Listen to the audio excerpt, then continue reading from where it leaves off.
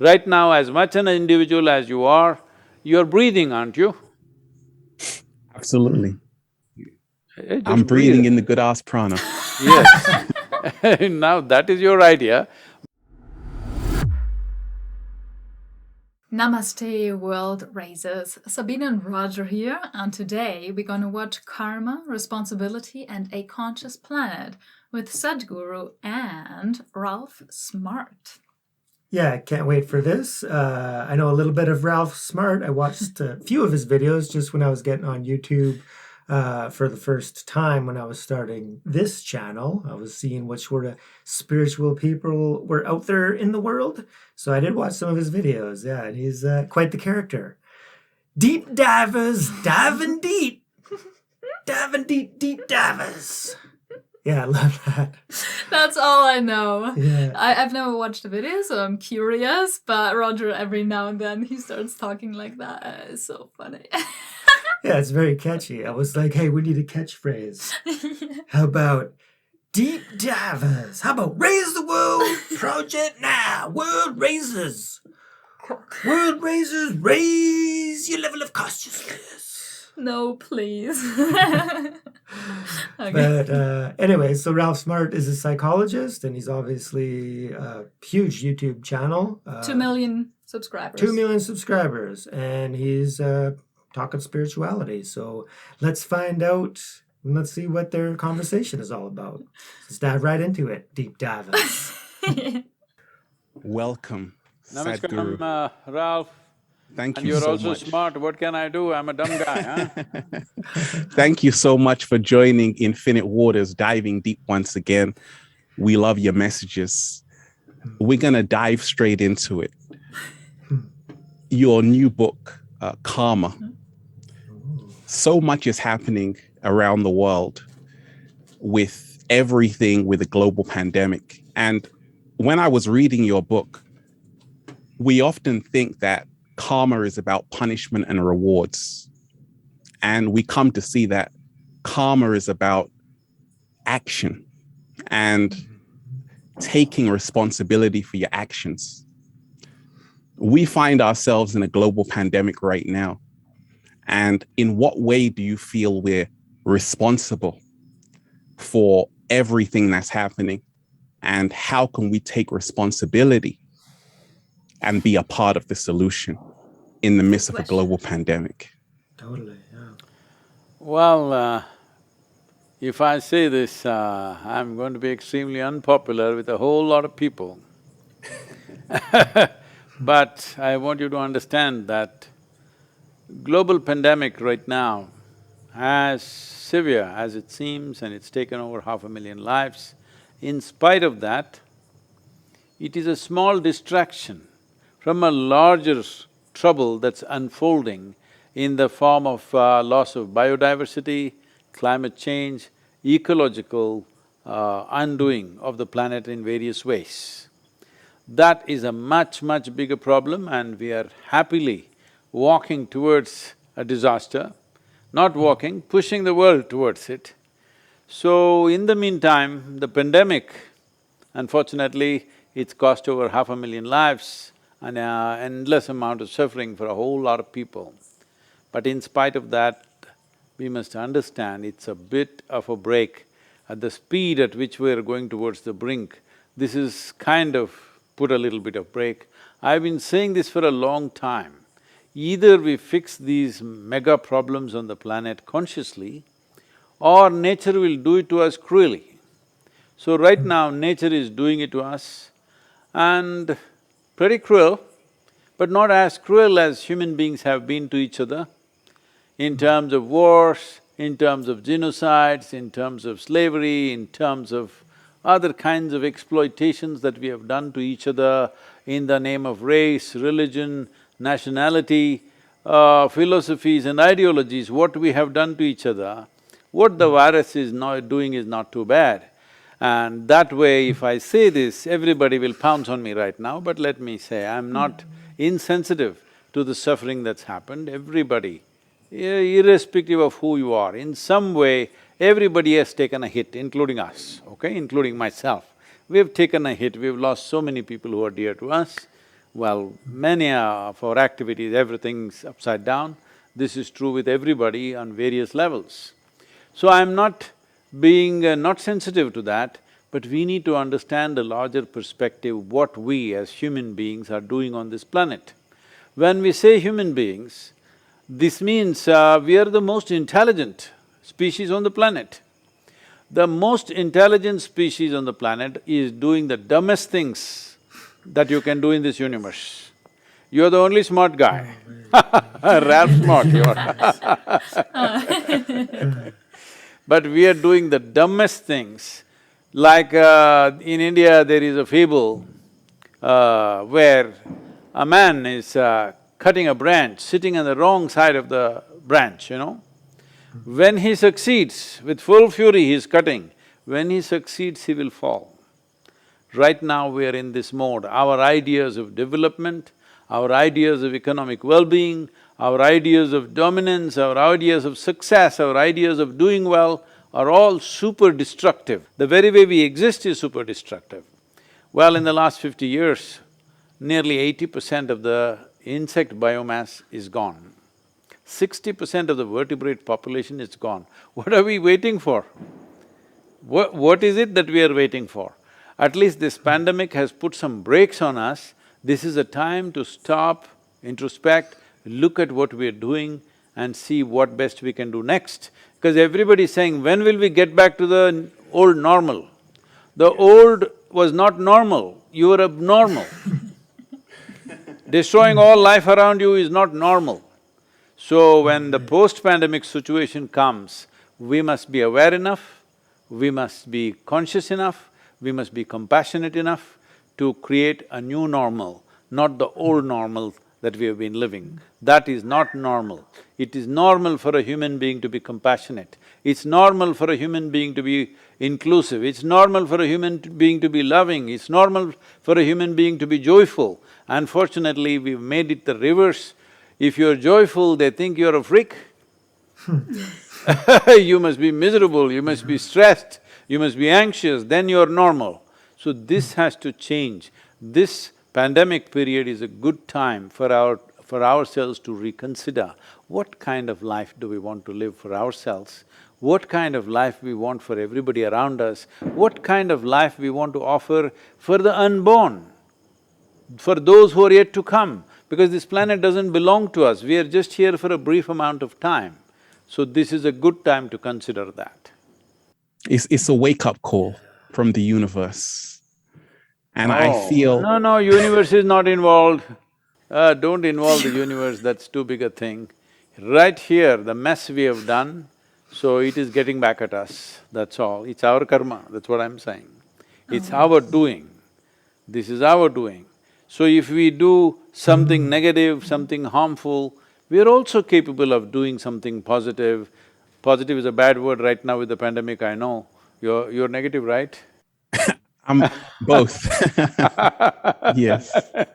So, to do something positive, to do something that is good and nurturing for all life, as we have caused destruction, we are also capable of nurture, we are also capable of compassion, we are also capable of positive action.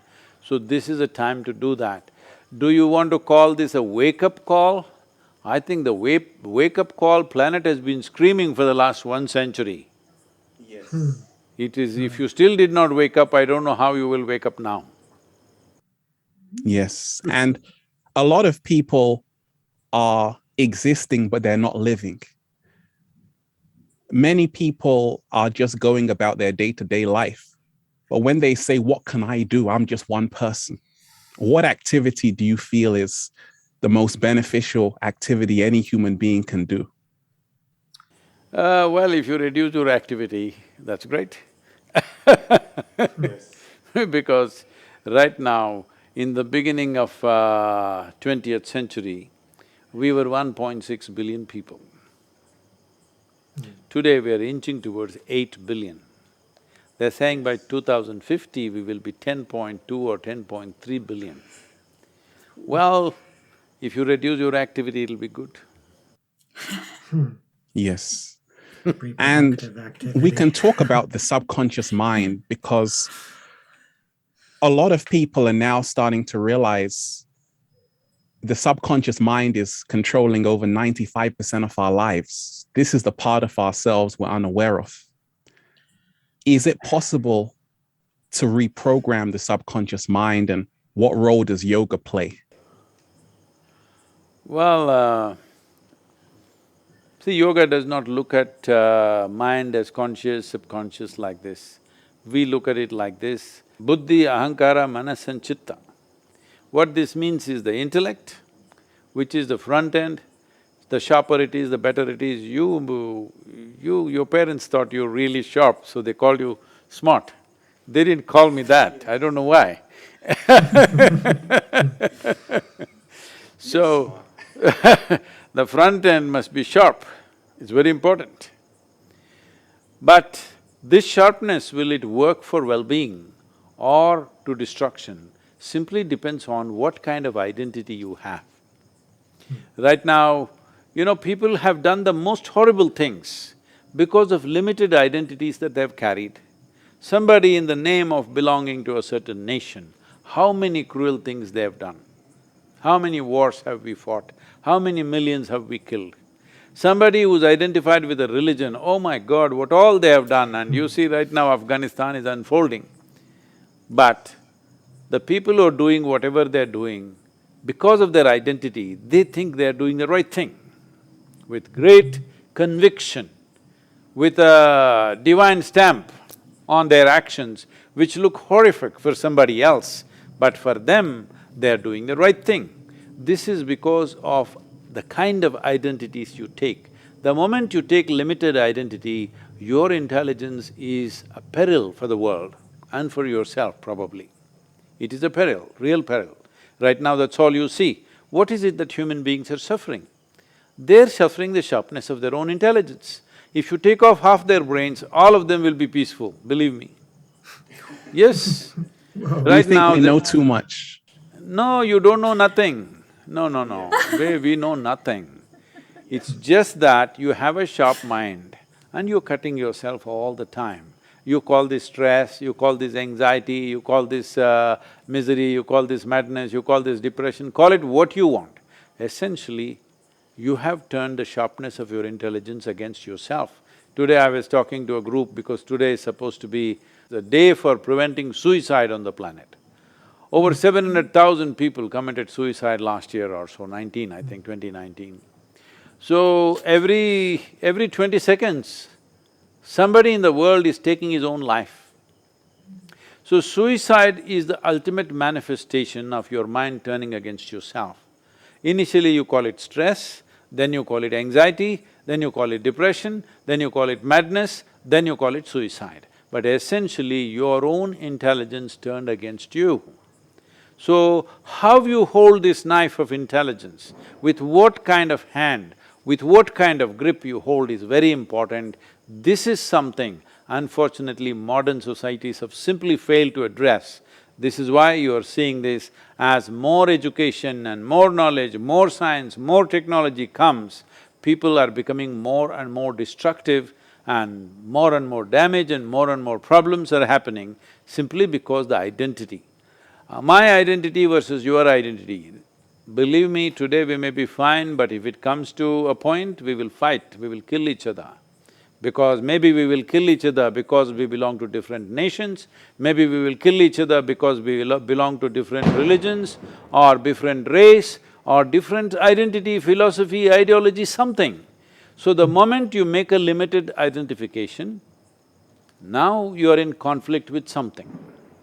It is very important human beings should be brought to this, that first thing is they must experience themselves as a wonderful throbbing piece of life. After that, you are a human, after that you are a man or a woman, after that, many things. So having that identity, that unlimited identity. So he's saying that if you have a limited identity, that's the cause of all conflict in the world, right?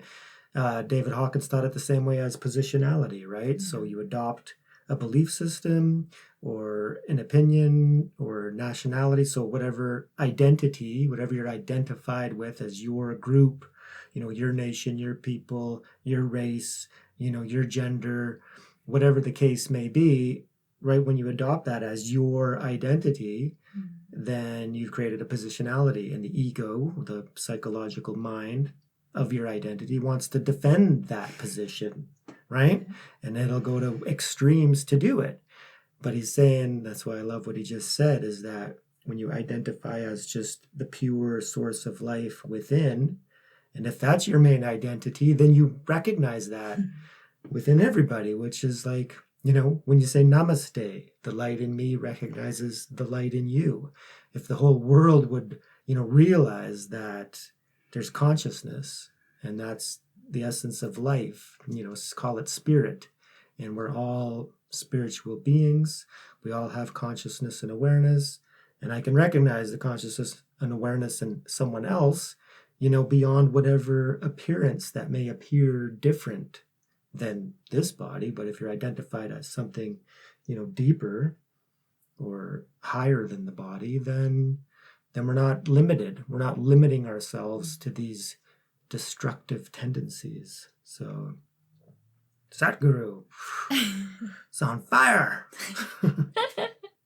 If you do not bring them to this, which we have failed to do unfortunately in this world, you will see as human beings become more and more empowered, they will become more and more dangerous to every other life on the planet. This is what you're seeing. When 80% of the insect biomass is gone, knowing fully well that without them we can't farm, we can't grow anything, everything could die because of that, we have done this. 50% or 60% of the vertebrate population, that means those creatures which carry bones like us and spine like us, we've killed them in the last 50 years. This means our intellect, the way it is, our intelligence, the way it is in the wrong hands. So this is ahankara, or this is the identity. The third dimension of the intelligence is called manas. It's a large silo of memory.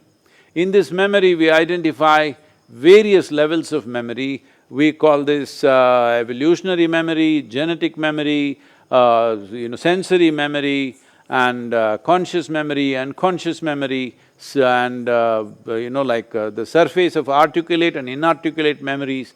Like this, there are various dimensions of memory. So only with memory, your intellect can function. If we remove or unplug your memory, your intellect cannot do anything, it needs memory to function. So, there is a vast amount of memory and there is intellect. Between these two things is the identity. If you make your identity a global or a cosmic identity, then your intelligence will function from everybody's well-being. If you make your identity into small identity, either myself, my family, my community, my nation, my race, my religion, if you make these identities, then your competence, your capability will work against every other creature on this planet. That's what is happening. So the fourth dimension of intelligence, which is most important, it is called as chitta. This is a dimension of intelligence which is unsullied by memory. There is no memory in this, it's pure intelligence. If you touch this intelligence, then your experience of life becomes limitless or cosmic. Why this is so is, as memory is a great possibility in our lives, in our day-to-day function, because everything that you are right now, the shape of your body, the color of your skin, who you are and what you are, everything is by memory, isn't it? Genetic memory, evolutionary memory, everything. So, memory is a great thing on one level in terms of survival and day-to-day function, but it's also a prison. It creates a circle. So right now, I'm a different person and you're a different person. How? I have one kind of memory, you have another kind of memory, isn't it? Yes. If you're in my memory, I will say, oh, this is my friend. If you're not in my memory, I will say, this is a stranger. If you are in the bad part of my memory, I will say, this is my enemy. Yes or no? Yes. So memory is a tremendous possibility, at the same time it is a prison. So the fourth dimension of intelligence is pure intelligence without memory. If you enter or touch this dimension of intelligence, then your experience of life becomes boundless. Even for a moment, if your experience of life became beyond the limitations of your body, the limitations of your thought and emotion and imagination. Beyond that, if you experience life, after that, nobody has to tell you what is good, what is bad. Anything that you have experienced as a part of yourself, with that you have no conflict. This is yoga. The word yoga means union. Union means the individual and the universal became one. It is always one. It is just that you have a fancy idea that you are an individual. Right now, as much an individual as you are breathing, aren't you? Absolutely. Just I'm breathing breathe. in the good ass prana. Yes. Now that is your idea, but your breathing means That's awesome. you are in communication That's what he with the says. rest of the creation, otherwise you cannot exist. If you stop this, you cannot exist. So in every way, every cell in the body, every atom in the body, every subatomic particle in the body is in communication, is always together. Only in your head you think you are an individual.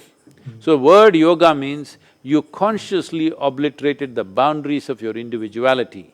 Now you're in yoga. Yoga does not mean wearing Lululemon pants and twisting and turning. Hey, you know the brand, see, look at you. You shouldn't be wearing them, come on. Yes, yes. So when we talk of letting go, because a lot of people always ask, how can I let go and trust the universe? Do you feel it's about letting go of all of these concepts we've given ourselves, our race, our religion, our nationality? Is this the greatest way to let go and trust the universe? Let go what? What is sticking to you, I want to know. Well, a lot of people might say they want to let go of the stress, they want to let go of the confusion, they want to let go of the chaos around them. Okay. They want to let go Yeah, of fear. we will leave the chaos around us. That is a different aspect, we'll handle that separately. Want to let go the stress, want to let go the confusion. No, you don't have to let these things go, you just don't have to cause it. Yes. Your confusion is caused by you, your stress is caused by you, because all human experience is coming from within. What is coming from within must happen the way you want it. If it's not happening the way you want it, it's simply because fundamentally you have not seen that this is my karma. You have not seen that right now I have crazy thoughts going in my head, you don't see this is my doing.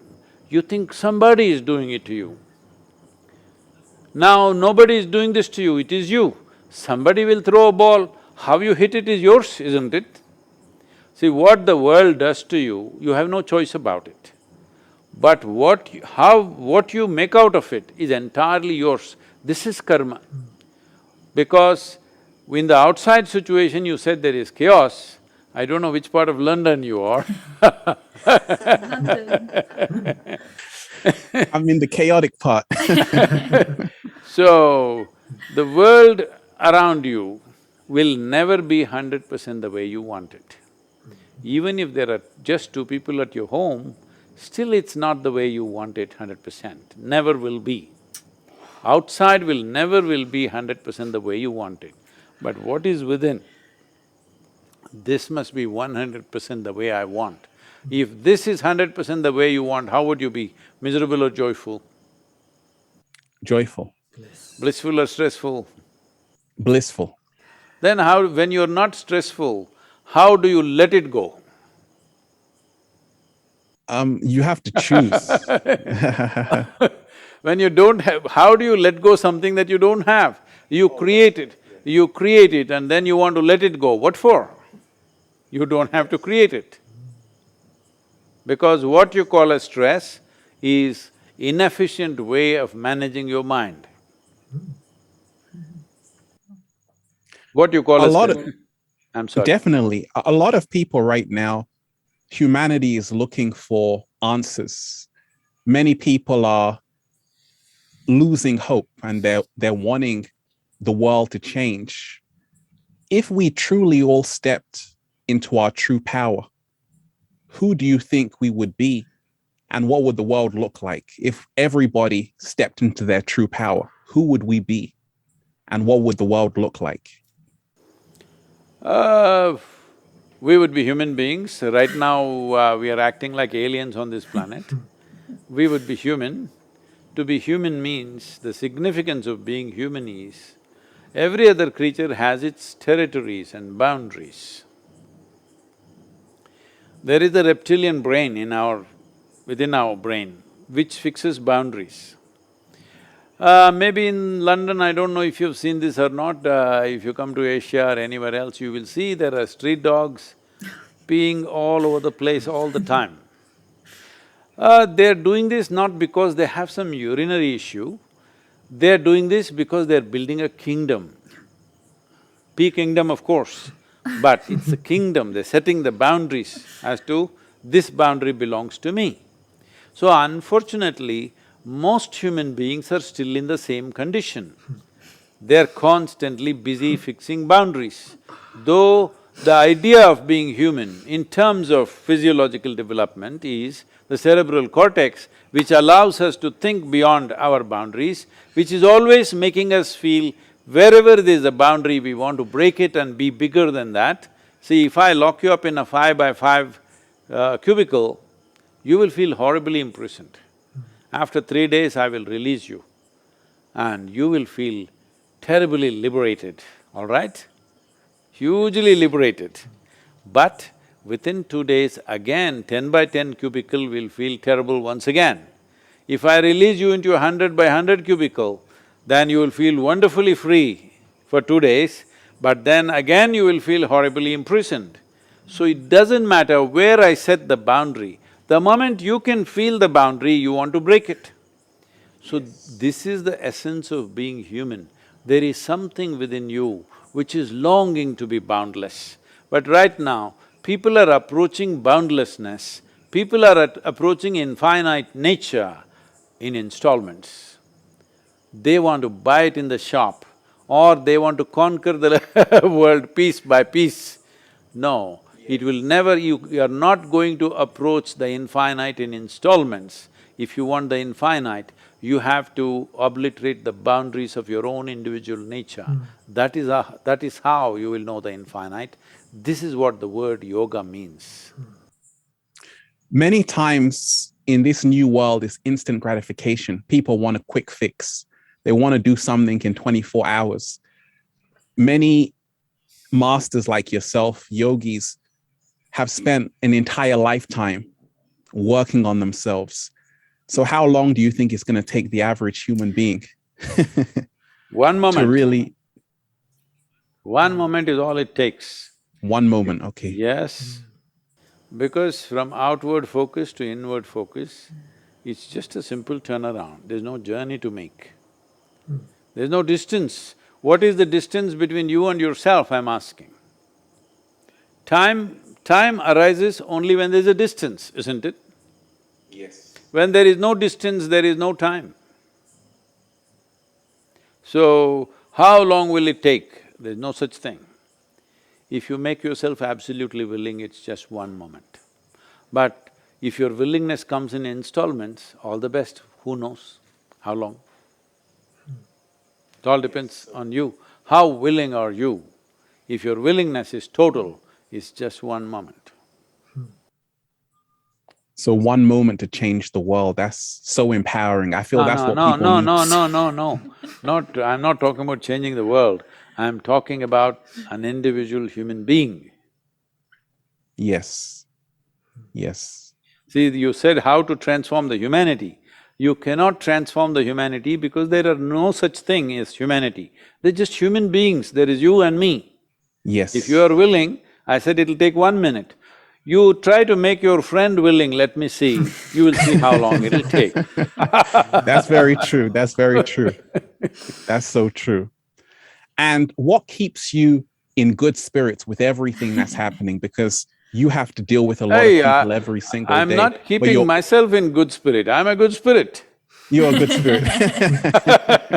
I'm not soaked in spirit, I'm the spirit. Yes, yes. Because this whole concept of raising the frequency, raising the vibration. Ooh, what is that? Are they running a radio station or something? Well, a lot of people always want an elevated state of consciousness. They want to feel more alive. And would you say that sometimes just letting go of all of that is how you feel more alive in itself? Letting When go you stop what? trying so hard? Letting go what? Only thing that is going away is life. As you sit here, life is just ticking away. Nothing else to let go. What is ticking? Nothing's Yes. ticking here. You imagine all those things and you… See, it's like this. You imagine a burden on your head and you carry it with great difficulty, and then you imagine you put it down. All the best. By tomorrow morning, something bigger will be sitting on your head, because you're living in the land of imagination, on memory. This is the problem. See, memory is of yesterday. It's something that's already gone by. Imagination is about something that's yet to happen. So your imagination is rooted in your memory. Whichever way your memory is, an exaggerated version is the imagination. Both these things have no relevance to life because both of them are not alive. You're talking about me being in good spirit. No, no, I am not in good spirit. This is the spirit. This is the way every life is made.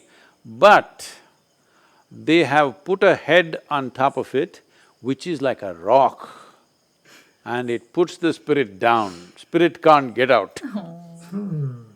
There is a rock sitting here. I don't have a rock on my head. Just to make it substantial, I'm wearing a turban. Many times, people are looking for someone to guide them, leaders, politicians. Do we have to lead ourselves, or is someone coming to help us? Most of us are in democratic nations. Why politicians are not ourselves? They are ourselves too. Hello? Don't refer to them like they landed upon us from somewhere. They were ordinary people like you and me. Something that you think is a dirty job, you're not willing to lend your life to make it happen, so they lend their life, and today we are putting them under microscope and think they are the evil people. No, they were just like you and me, but they took this troublesome job of leading a nation, which is a big headache in today's world, but they've taken it up, so all we have to do is support them and demand the right kind of action because this is a democratic process. Rather than thinking they are some kind of evil species which has invaded this world. Sadhguru, I want to thank you for your precious time and you diving deep with us into infinite waters. You are truly appreciated. I love your message and thank you for everything you do for humanity. Next time I'll come with an oxygen tank, Ralph, Thank so you. that I can go much deeper and see what the hell is there. Thank you. Thank you so much. Thank you. Namaskaram. Thank you so much. Thank you. Thank you. Aww, Wow. that was quick 30 minutes. Yeah, that flew by. Phew, that was great. I Yeah. loved it. Just it reminded me of that the rapid fire round, right? Just questions, and then Sadhguru just laying it down. Oh, I love what he said. What really got me was so we're living in the past or we're living in the future. So just really that the memory complex, right, and how we're so driven by that. So all of our actions are determined, by that. So where he's saying that just he's not being or trying to be, a high spirit. He just is spirit, just being a pure being, right? Just being totally present in the moment, and you just see the joy, pour out of him, right? He was just so joyful and laughing, and like some of the stuff he didn't want to get into too much, I think, with Ralph, like the universe, and then raising the vibration and the frequency, and I get what he was saying that there too, right? So yeah, raising the level of consciousness of mankind, and wanting to change the world out there. And he's like, no, just individually as a person, raise, or it's not even about letting go of anything, because you don't create that stress and stuff in the first place. So there's no rock on your head. You just put the rock away, and then you just stay in the moment, right? So when you're not creating any negative karma, then there's no negative karma, to let go of. Yeah, I loved Ralph Smart, right? And he's still getting his one-liners out, diving deep, right? Sadhguru says he's going to bring the oxygen tank next time, right? And they can really dive deep. But yeah, no, I love the questions. I love the answers, right? So yeah, peace in our time, we need to become peaceful. We need to be that, right? And then just Sadhguru touching on some of the more like the really pressing issues. So yeah, we know what's going on in the world, but there's other things that, need to be considered. And part of that is just, we need to get down to business and realize that we're all one in reality, let go of our limited identities and see that, hey, human beings, oh, you're a human being, I'm a human being, and that's it, right? Whatever else that is separating us is just, a psychological, construct. It's a limited identity. So surrender the limited identity, do a better practice, and then realize, the heart of what we are. And then we'll be able to recognize that in others. And then bada bing, bada boom, then everything else will take care of itself. So we don't need to actively try to raise the vibration or raise the level of consciousness. We just realize it within, which is what me and Sabine are all about. Raise yourself. And raise the world, right? So, yeah. So diving into spirituality, we're on our spiritual journey, doing our part. And just by doing our part, we're helping. And by you guys watching us, you're helping us help everybody. And you're helping everybody. So we're all helping everybody by watching Sadhguru. So great video. I love this video. So thank you so much for watching. If you like this video, please hit that like button. Remember to subscribe. It really, really helps the channel. Subscribe to Sadhguru and Infinite Waters, Ralph Smart, diving deep divers. Let us know what you let us know what you think in the comment section. And remember, raise yourself. And raise the world. Dive deep, everyone. And a very special thank you to all our members. We love you. Peace.